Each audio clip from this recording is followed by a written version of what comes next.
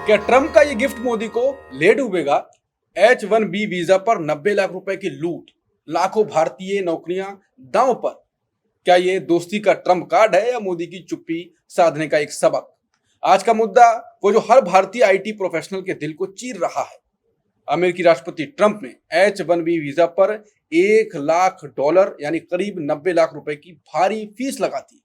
21 सितंबर 2025 से ये नियम लागू है और सबसे ज्यादा मार पड़ेगी भारतीयों पर, क्योंकि 2024 में 70% वीजा तो हमारे ही युवाओं को मिले थे। 3 साल का वीजा बढ़ाने का मौका सब खतरे में। एक तरफ PM Modi my friend Donald Trump के साथ ट्रेड डील कर रहे हैं, तो दूसरी तरफ ट्रंप एक के बाद एक तीर चलाए जा रहे हैं।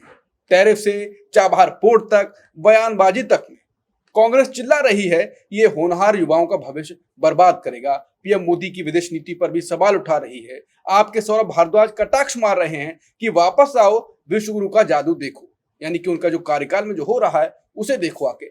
और गोदी मीडिया वो तो फायदे गिनाने क्यों तैयार बैठी है, देखते हैं वो क्या फायदे गिना सकती है इस चीज के। लेकिन सवाल ये है, ये सब मोदी की रणनीतिक, राजनीतिक और बाकी चुप्पी का नतीजा तो नहीं है? इसी विषय पर करेंगे चर्चा।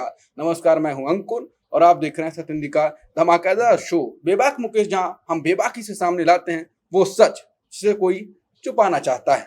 मुकेश सर, अभी तो ट्रेड डील की बातचीत शुरू हुई थी, पीयूष गोयल भी जा रहे हैं और ट्वीट के आदान प्रदान भी हुए थे माय फ्रेंड के साथ, और फिर से धमाका। अंकुर जी, ये कोई अचानक नहीं हुआ है। ये पिछले साल भर से इसकी भूमिका बन रही थी। डोनाल्ड ट्रंप ने अपने चुनाव प्रचार के दौरान ये इशारा कर दिया था। बिल्कुल बाकायदा वो कह रहे थे, वो जो मागा है उनका, मेक अमेरिका ग्रेट अगेन, उसका जो एजेंडा है उसका ये एक बड़ा हिस्सा था कि आप जो विदेशी काम करने वाले लोग हैं उनकी संख्या कम करें और अमेरिकी लोगों को ज़्यादा रोजगार दें। तो उस योजना के तहत, और ख़ास तौर से H1B वीज़ा जो है वो उसमें 70% भारतीय जाते हैं, उसका फ़ायदा उठाते हैं। बिल्कुल। तो भारतीयों के खिलाफ अमेरिका में खासा गुस्सा है, नाराज़गी है कि ये भारतीय इस वीज़ा सिस्टम का, H1B वीज़ा का फ़ायदा उठा रहे हैं और उन्हें रोका जाना चाहिए। तो ट्रंप ये करने जा रहे थे और हमारी नौकरी खा रहे हैं, अमेरिकियों को लग रहा है। बिल्कुल, ट्रंप चुनाव भी लड़े थे। बिल्कुल। तो ये है, लेकिन इसके कई और पहलू भी हैं। मैं तो ये मानता हूं कि ये ट्रंप ने अपने पैरों पर कुल्हाड़ी मारी है, क्योंकि इससे जो 20 से 30% जो इनोवेशन, पेटेंट, ये सब जो अमेरिका कर रहा था और जो चीन से उसकी राइवलरी थी AI के उसमें वो पिछड़ेगा। क्योंकि अमेरिका के पास अगर उतना टैलेंट होता तो बाहर से आता ही क्यों, मंगाते क्यों? और दूसरी बात यह है कि अमेरिका जो कुछ भी बना है वो प्रवासियों की वजह से बना है, वहाँ लोकल टैलेंट की वजह से नहीं बना, और ये सारे अमेरिकी मानते हैं। तो ये तो डोनाल्ड ट्रंप ने अपने पैरों पे कुल्हाड़ी मारी है, और ये मेक अमेरिका ग्रेट अगेन नहीं है, ये अमेरिका को पीछे ले जाने का एक कदम है। तो ये तो अमेरिका का पक्ष हुआ। अब भारत को क्या नुकसान फायदा होगा? भारत को एक बड़े रेमिटेंस जो वहाँ से आता था उसमें कमी आएगी। तकरीबन 36 अरब डॉलर का रेमिटेंस हर साल भारत को मिलता था, उसमें से 5 से 10 बिलियन डॉलर का रेमिटेंस कम होगा। ये एक नुकसान भारत को होगा। लेकिन ये जो अपॉर्चुनिटी है भारत के सामने, जो ब्रेन ड्रेन की समस्या थी, ये उसका एक रास्ता खुल गया। कहते हैं ना, आपदा में अवसर। ये आपदा में अवसर है भारत के लिए कि सारा टैलेंट जो बाहर जा रहा था अब वहाँ से वापस आएगा, और यहाँ जो टैलेंट अब जाने की तैयारी में था वो रुक जाएगा। अपॉर्चुनिटी तो है, लेकिन क्या इस अपॉर्चुनिटी का फायदा उठाने में हमारी सरकार सक्षम है? ये सबसे बड़ा सवाल है। सबसे बड़ा सवाल इसलिए है कि इस सरकार के पास अगर दूरंदेशी होती तो पहले से एक कार्यक्रम इसके पास होता कि आइए, आपको हम अपॉर्चुनिटी देते हैं, हमें भी रिसर्च और इनोवेशन में आगे बढ़ना है, हमें चाइना से कॉम्पीट करना है, तो आप आइए, हम ये अपॉर्चुनिटी दे रहे हैं। तो जो बेस्ट टैलेंट हमारा बाहर जा रहा है IIT, IIM का, वो वापस आ सकता है। बेस्ट डॉक्टर्स जा रहे हैं, बेस्ट इंजीनियर्स जा रहे हैं, वो सब हम उनका इस्तेमाल अपने भारतीय अर्थव्यवस्था को मजबूत करने के लिए और जो टेक्नोलॉजी साइंस की दुनिया है उसमें अपने आप को खड़ा करने के लिए कर सकते थे। अभी तक ऐसी कोई हलचल इस सरकार ने दिखाई नहीं। तो मुझे ये डर लग रहा है कि इस अपॉर्चुनिटी को भी भारत खो देगा, क्योंकि इस सरकार के पास वो समझदारी नहीं है, वो प्रोग्राम नहीं है। होगा क्या, जो मुझे दिख रहा है कि ये जो टैलेंट वहां से फ्री होगा, उस टैलेंट का इस्तेमाल कनाडा करेगा, यूरोप करेगा, चीन भी कर सकता है, और दूसरे देश जो इस दिशा में काम कर रहे हैं और लगातार कोशिश कर रहे हैं कि हमारे यहाँ टैलेंट आए। उन्होंने बाकायदा इसके लिए प्रोग्राम्स बना रखे हैं। जर्मनी ने, कनाडा ने कोटा बना रखा है कि हमको इतना टैलेंट लेना है, और उसके लिए वो तमाम जो रेस्ट्रिक्शंस हैं उन्हें ढीला कर रहे हैं। तो ये टैलेंट भारत आने के बजाय दूसरी जगह चला जाएगा। तो रेमिटेंस का नुकसान तो होगा, लेकिन हो सकता है थोड़ा कम नुकसान हो। लेकिन जो ब्रेन ड्रेन का जो नुकसान हो रहा था, और हम ये मान कर चले कि इनके आने से वो कम होगा, मुझे इसकी उम्मीद कम दिख रही है। देखिए, ये जो क्लास है, जिस क्लास से के बच्चे बाहर जाते हैं, ये कौन सा क्लास है? वो क्लास वो है जो विदेशों में काम करना चाहता है, जो मल्टीनेशनल्स में काम करना चाहता है। उसकी हिंदुस्तान में दिलचस्पी नहीं है, देश के अमृत काल में कोई दिलचस्पी नहीं है। संसाधन भी तो नहीं है उसमें। संसाधनों की बात भी अपनी जगह दुरुस्त है, लेकिन अगर संसाधन होने भी लगे तब भी उन्हें लगता है कि विदेश में अमेरिका, उनका एक अमेरिकन ड्रीम है। बिल्कुल ठीक। कि अमेरिका में, यूरोप में काम कर रहे हैं, मल्टीनेशनल, माइक्रोसॉफ्ट, गूगल, इन सब कंपनियों में काम कर रहे हैं। ये उनके जीवन का लक्ष्य है। उनका जीवन का लक्ष्य भारत को मजबूत बनाना नहीं है, उनकी प्रायोरिटी वही है।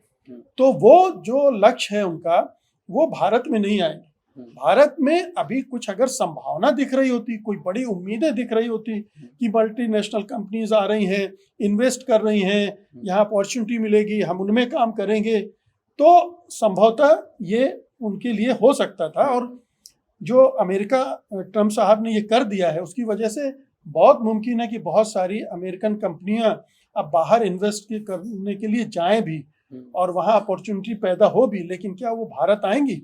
क्या भारत में इन्वेस्ट करेंगी? भारत में वो अपॉर्चुनिटी जॉब की पैदा करेंगी?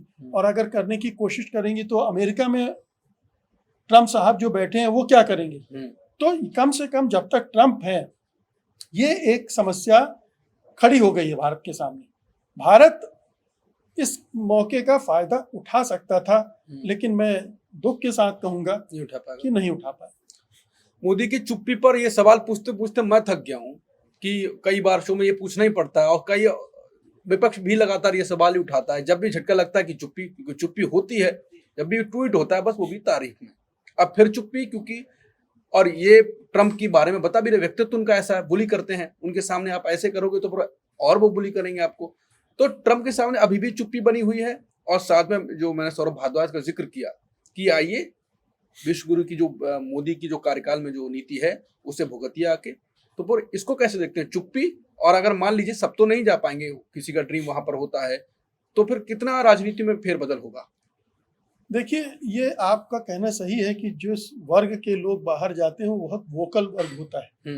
बाहर जाकर वही मोदी मोदी का शोर मचाता है। बिल्कुल, हाँ, ठीक है, लेकिन उसे पता नहीं कि हिंदुस्तान में क्या परिस्थितियां हैं। अगर वो लौट के आके देखेगा और उसे जॉब के लिए मारा मारी करनी पड़ेगी, तब क्या होगा उसका रश? तब मोदी के से मोह भंग होगा या क्या होगा? लेकिन वो संख्या इतनी बड़ी नहीं है कि पूरा माहौल बदल दे। इतनी बड़ी संख्या नहीं है वो लौटने वालों की। उसमें से कुछ तो खपेंगे भी और कुछ दूसरी जगह चले जाएंगे भारत लौटने के बजाय, जैसा मैंने आपको कहा। हाँ। आपने कहा मोदी जी की चुप्पी। मोदी जी कहाँ चुप रहते हैं? इतना बोलते हैं आप उनकी ट्रम्प के सामने। ठीक है, वो एक रणनीतिक चुप्पी है उनकी। वो उनका लक्ष्य, परम लक्ष्य क्या है? चुनाव जीतना, सत्ता पर काबिज होना। और ऐसे किसी भी मसले में जहां पर इस सब पूरी स्ट्रेटजी को नुकसान पहुंचता हो, वो उसको अवॉइड करेंगे। वो ट्रम्प से पंगा नहीं लेंगे, क्योंकि उन्हें पता है कि ट्रम्प से पंगा लेंगे तो ट्रम्प और पलट के मारेगा। तो ट्रम्प के सामने वो उनकी घिग्गी बंधी रहती है एक बार फरवरी में जो हश्र किया था ट्रंप ने सामने बिठाकर, उसके बाद उनको समझ में आ गया कि इस बंदे से दूर ही रहो, और इसीलिए वो अमेरिका भी नहीं जा रहे हैं अभी संयुक्त राष्ट्र के महाधिवेशन में। तो ये बहुत साफ है, मोदी जी कुछ नहीं बोलेंगे, उतना ही बोलेंगे जिसमें जैसे अभी ट्वीट किया था उन्होंने, माय डियर फ्रेंड डोनाल्ड, ठीक है, वो चलता रहेगा।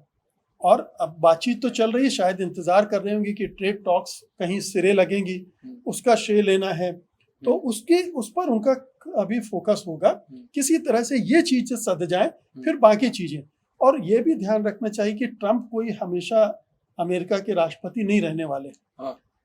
अगले साल वहां फिर चुनाव है, मिड टर्म इलेक्शन है, और उसमें कैसा परफॉर्मेंस होगा। अगर ये हाल हो रहा है अमेरिका का, लगातार बुरी खबरें ही आ रही अमेरिका से, तो मिड टर्म इलेक्शन में उनकी दुर्गति बन सकती है, और अगर दुर्गति बन सकती तो बहुत कमजोर राष्ट्रपति हो जाएंगे, फिर उनके लिए काम करना मुश्किल हो जाएगा।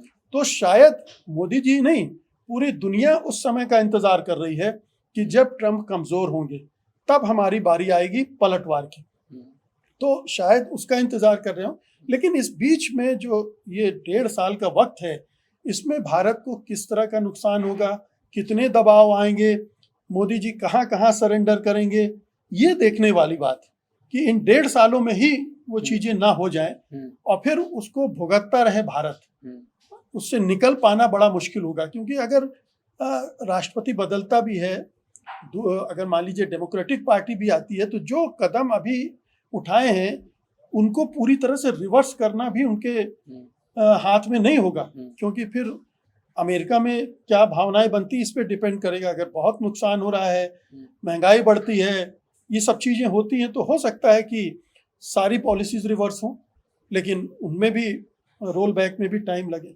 तो ये सारी चीजें, मुझे लगता है कि अभी तो हमें थैंक यू ट्रंप कहना चाहिए। थैंक यू मिस्टर ट्रंप, आपने ये मौका दिया है। अब परीक्षा है उन लोगों की, उनकी देशभक्ति की, जो वहाँ हैं, वो लौटकर भारत आए और भारत माता की सेवा करें, वहीं से न चिल्लाते रहें भारत माता की जय।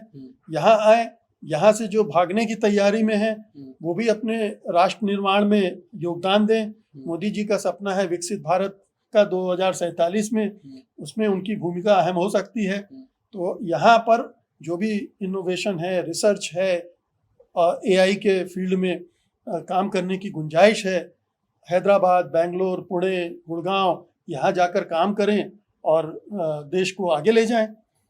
बिल्कुल। तो जो अभी मुकेश जी ने बात बताई कि थैंक यू ट्रंप, हो सकता है ये जो मैंने शुरुआत में बात कही थी ये चैनलों पे चले आज कि थैंक यू ट्रंप, आपने, मोदी जी का तो यही सपना था, अब वो भारत का युवा वापस आएगा और जो है हमारा टैलेंट वो रुकेगा और ये बातचीत आज तक चलेगी। लेकिन घुमा फिरा की बात वहीं पे आ जाती है। हम महीनों से ये बात चर्चा में ला रहे हैं, विदेश नीति हम मैनेज करेंगे, चाहे झटका लगे या जो भी हो, कुछ ना कुछ तो किया जाएगा। झटके में भी हमें चाहे दुखी बैठेंगे, लेकिन विदेश नीति डगमगा रही है लगातार। झटके जब मिलते हैं, कुछ आप बोल नहीं पाते, चुप्पी पे सवाल खड़े होते हैं। और चुप्पी क्यों है आज तक, अब चर्चा तो होती रहती है, कई सवालों के जवाब भी आते हैं, लेकिन फिर भी वो अभी भी एक है, रहस्य बना हुआ है कि व्यक्तिगत कोई चुप्पी है और मामला चल रहा है। एक चुप्पी के चक्कर में हमें भारत सबक उसका सीखे, ये ठीक बात नहीं। कुल मिलाकर अब ट्रेड डील पर हमारी नजर टिकी रहेगी, क्योंकि पीयूष गोयल जाने वाले हैं और जयशंकर और उनके मार्को रूबियो की भी मुलाकात हो सकती है। तो अब राजनेता भी मिलेंगे, तो जो भी होगा वहां पर भी कुछ झटका ना लग जाए, वहां पर भी हमारी नजर बरकरार रहेगी। जो भी होगा हम आपके सामने लाते रहेंगे। तब तक आप देखते रहिए सत्य हिंदी। नमस्कार। Copyright disclaimer under Section 107 of the Copyright Act 1976. Allowance is made for fair use for purposes such as criticism, comment, news reporting, scholarship, and research. Fair use is a use permitted by copyright statute that might otherwise be infringing.